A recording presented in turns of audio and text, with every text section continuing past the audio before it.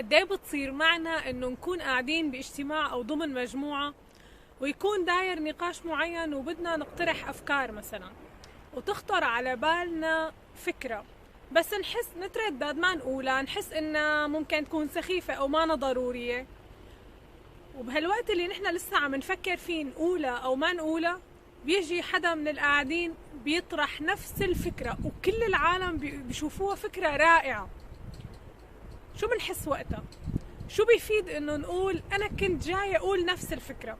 قديه بنحس بندم، كيف بنتخلص من التردد، الكسل، التأجيل، المماطلة والمشاعر السلبية. هذا هو موضوع حلقتنا اليوم. يومكم سعيد، يا رب تكونوا بخير. خلونا نبلش. تعرفوا شو هي مشكلتنا الأساسية؟ مشكلتنا الأساسية إنه نحن تاركين حالنا تماماً تحت رحمة وتحت سيطرة حالتنا المزاجية. قديه في أشياء بدنا نعملها، بدنا على القليلة نبلش فيها أو نغير شي، ولهلأ ما عملنا فيها شي ولا أخذنا ولا خطوة، مع إنه نحن بنعرف كتير منيح إنه هي الأشياء هي لمصلحتنا، بس ما عملنا فيها شي ولا أخذنا ولا خطوة لأنه ما قلنا مزاج، ما لنا بحالة مناسبة لنبلش، ما جاي عبالنا، وبيمضى عمر ونحن ناطرين إنه يصير إلنا مزاج نعمل هي الأشياء. وبتعرفوا شو الغريب؟ الغريب إنه نحن حاطين حالنا تحت رحمة مزاجنا ومشاعرنا اللي هي ممكن تتغير ثانية.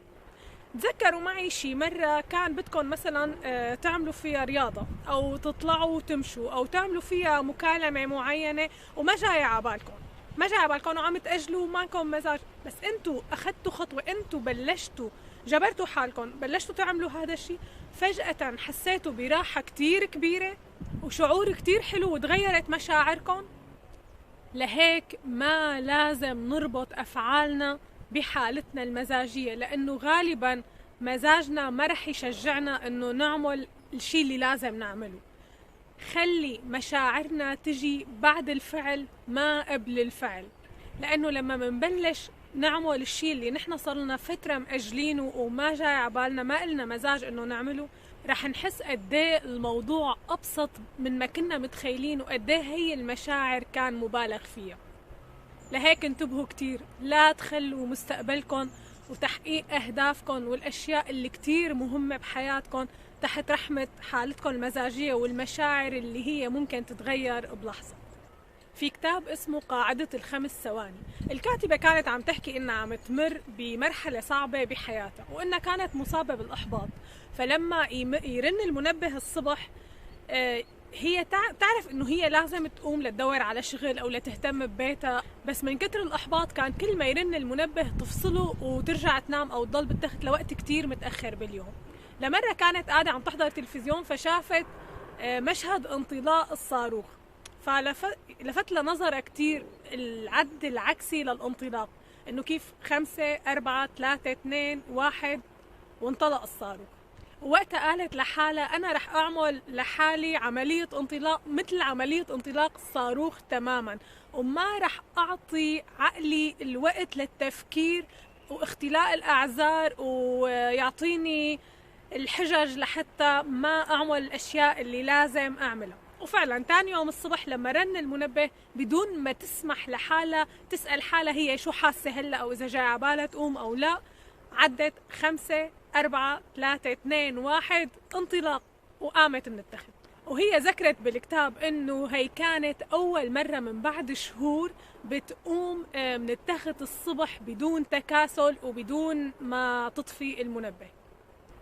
بلا ما نسمح لعقلنا انه يسترسل بالمشاعر السلبية اللي بتخلينا نتردد ونتكاسل ونأجل الاشياء اللي لازم عن جد انه نعملها، لأنه إذا تأخرنا بس شوي فعقلنا قدران يلاقي مليون سبب ومليون عذر ومليون حجة لحتى يخلينا ما نعمل الأشياء اللي نحن عن جد لازم نعملها. وصدقوني ما في أحلى من الشعور اللي بيجي بعد الإنجاز، الشعور اللي بيجي بعد ما نعمل الشيء أو حتى بعد ما نبلش بخطوة بطريق إنه نعمل الشيء اللي لازم عن جد إنه نعمله. هالإحساس بالسعادة، الرضا، احترامنا لحالنا، حتى ثقتنا بنفسنا بتزيد.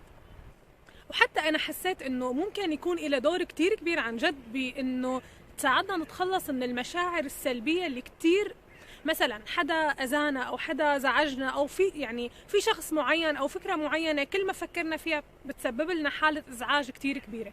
أول ما تجي هي الفكرة على راسنا عن جد ممكن نعد فورا، بس نبلش نفكر نقطع هذا الحبل فورا، 5 4 3 2 1 ونقلب على فكرة تانية.